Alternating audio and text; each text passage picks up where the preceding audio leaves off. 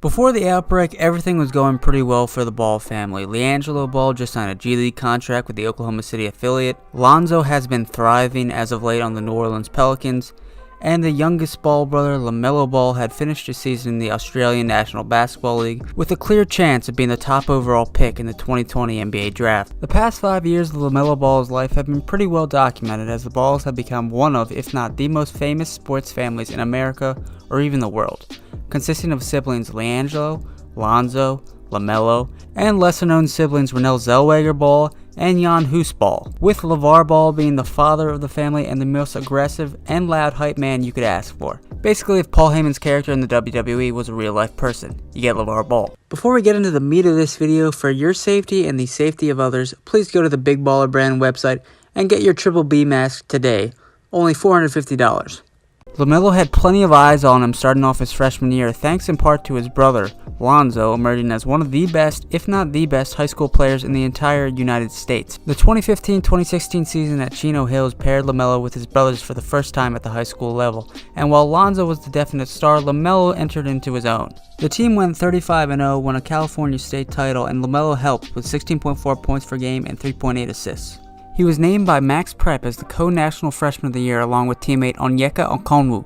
But it was of course the 2016-2017 basketball season that really rocketed the Ball family into superstardom. The 2016-2017 basketball season was what really rocketed the Ball family into superstardom. Lonzo on UCLA had an incredible season, was arguably the best player in the country, and was picked by his hometown Los Angeles Lakers with the second overall pick. While sophomore LaMelo Ball was essentially dragging his nuts on teams, pulling out from anywhere and even dropping 96 points in a game. LaMelo's game was cocky, and he was basically expressing to his opponents through his game that you are not better than me. Chino Hills lost in the regional semifinal of the California Open Division, but before that, LaMelo was ranked 3rd overall as a prospect in terms of the class of 2019 according to 24/7 Sports, with ESPN having him as the 16th overall. It was pretty much assumed at this time that he would be joining UCLA in college in about 2 years, as he verbally committed in 2015 and both of his brothers either played or were going to play there.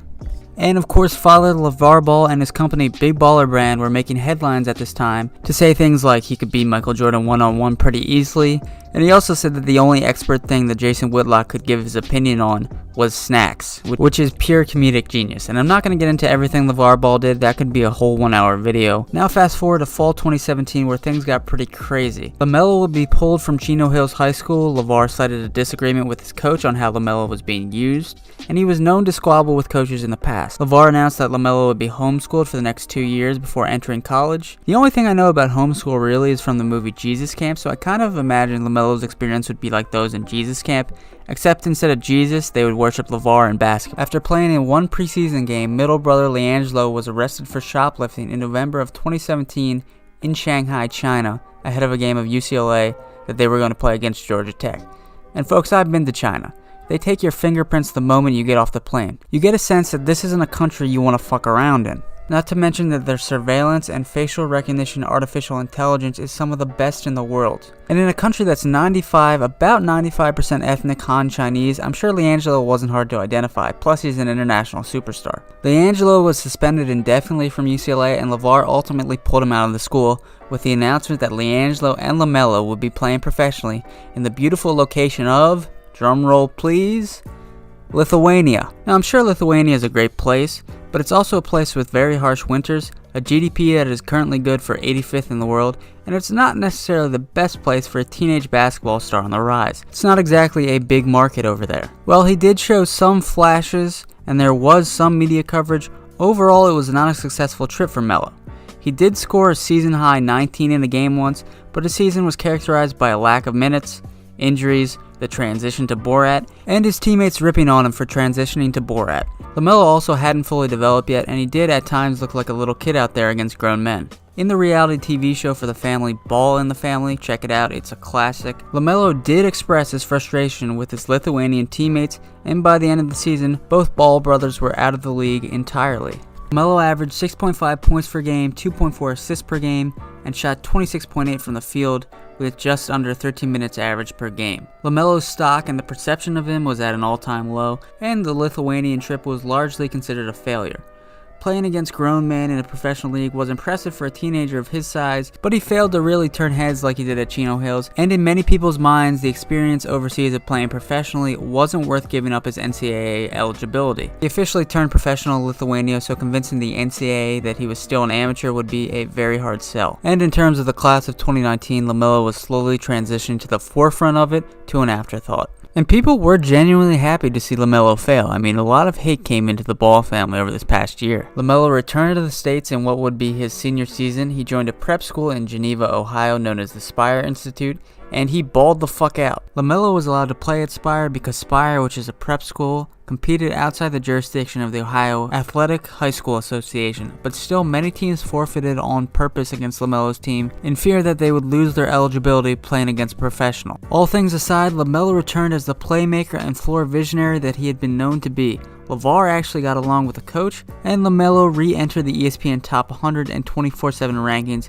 but not as the top dog. He was 21 in ESPN's rankings and 23 in 24/7 Sports' rankings for the 2019 class. And something very important happened for LaMelo during this time. Puberty. He was listed around 6'7", 6'8" around this time, which is a far cry from being below 6 foot entering high school. His new size made him even more dominant as he averaged 22 points per game, 9 boards, and 9 assists per game. LaMelo was a 5-star recruit again, and despite a verbal commitment to UCLA, and the fact that he was talking to schools, his eligibility was unlikely.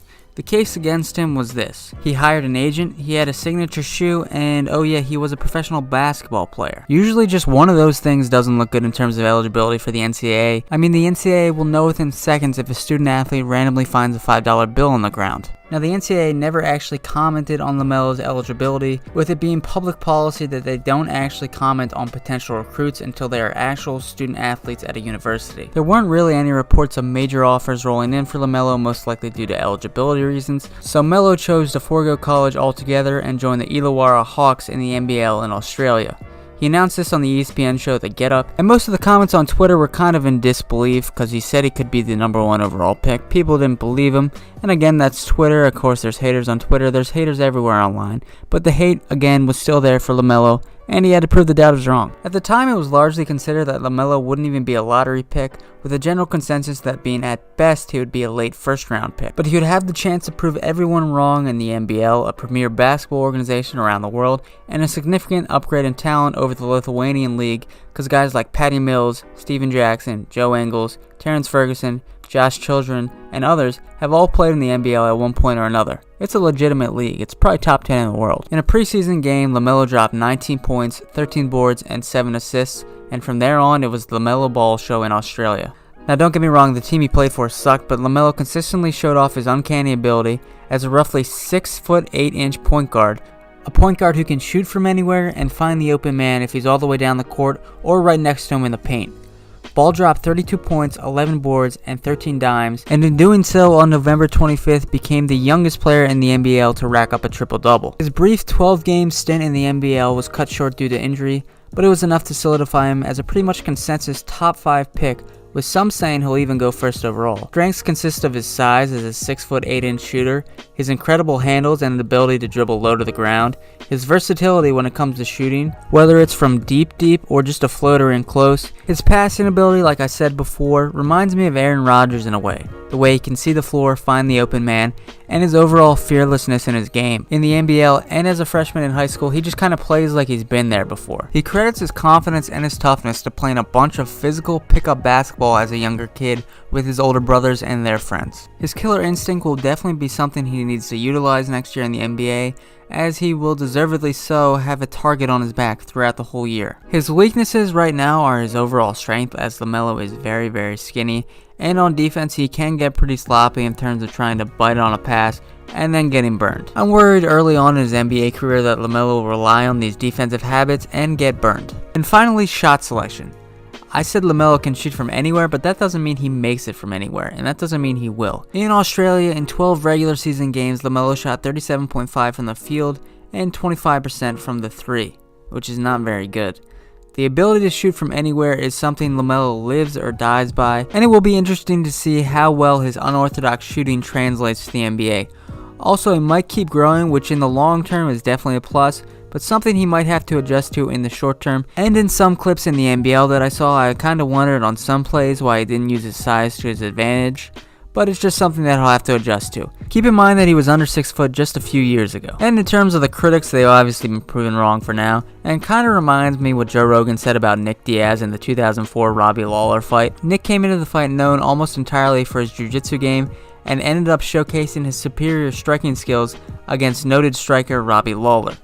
Joe Rogan said something like, "Hey man, when you're 20, you improve quick." And that of course applies directly to LaMelo. He eats, sleeps, and breathes basketball, and he's not even 20 yet, he's still 18. He's going to turn 19 in August. Now in terms of next year's NBA season, where will he go? Well, obviously predicting anything in terms of the NBA right now would be premature, but if anything, the cancellation of March Madness only helped LaMelo.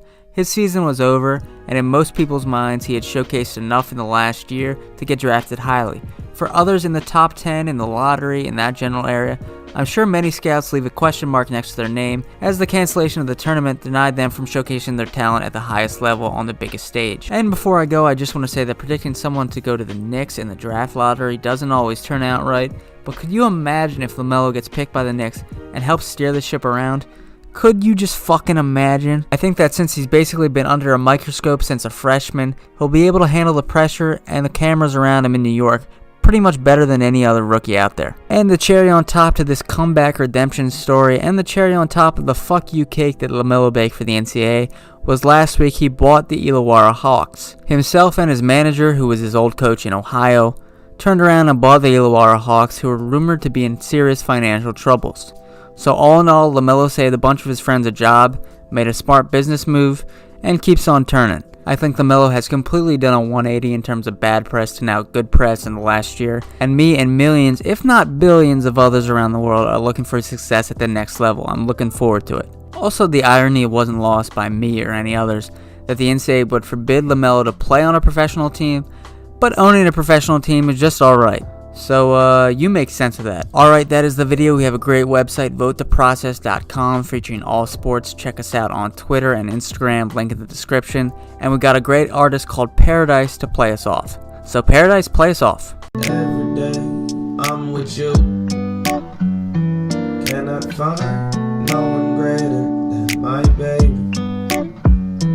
What a time, always smoking on that haze. I'm with you, I'm with you, I'm with you.